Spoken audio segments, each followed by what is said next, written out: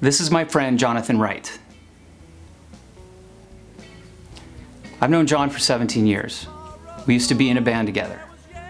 Anyone that has had the chance to meet John knows that he is a kind, crazy, creative, generous person who loves to spend time with friends and family and loves to entertain people by playing his guitar and singing songs.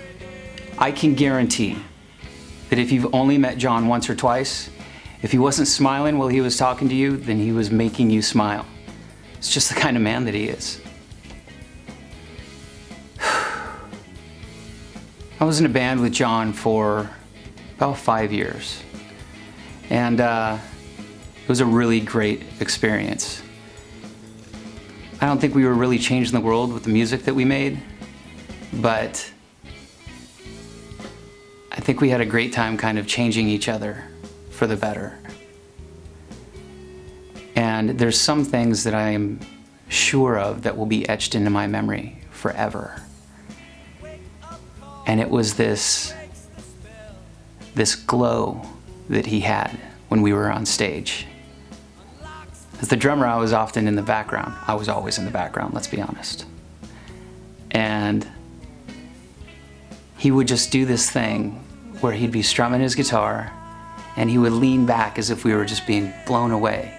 There could be 3 people in the room, and he would just look back at me over his shoulder and be strumming on the guitar, and it was just awesome. We were just having the time of our lives, whether the room was filled with hundreds of people or 3. John just loved it there, and I love him being there. On Sunday, June 3rd, many of us gathered at John's home to celebrate his 40th birthday. It was John in rare form, mingling with family and friends, taking the stage to play us a few songs on his guitar, and embracing being a kid by having a 25-foot water slide.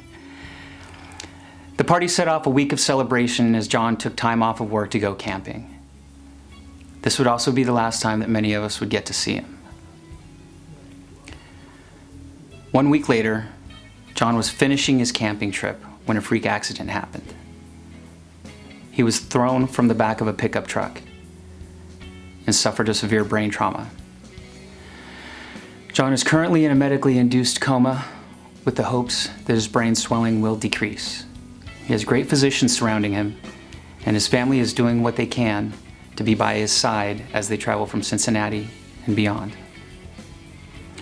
We are all praying, hoping, wishing, trying to stay positive for John while he fights for his life. As his friends and family, there's not much we can do as individuals, but together, there may be a way we can all help John, even you. The medical bills for John are going to be tremendous. There are also the costs of providing housing and meals for his family as they stand vigil by his side.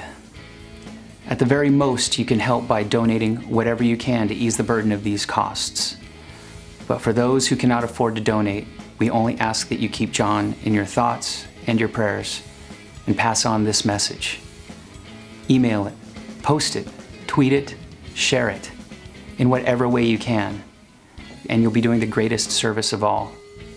Spread the word. Thank you for taking the time to watch and listen, and it's our hopes that soon John will be able to thank you himself.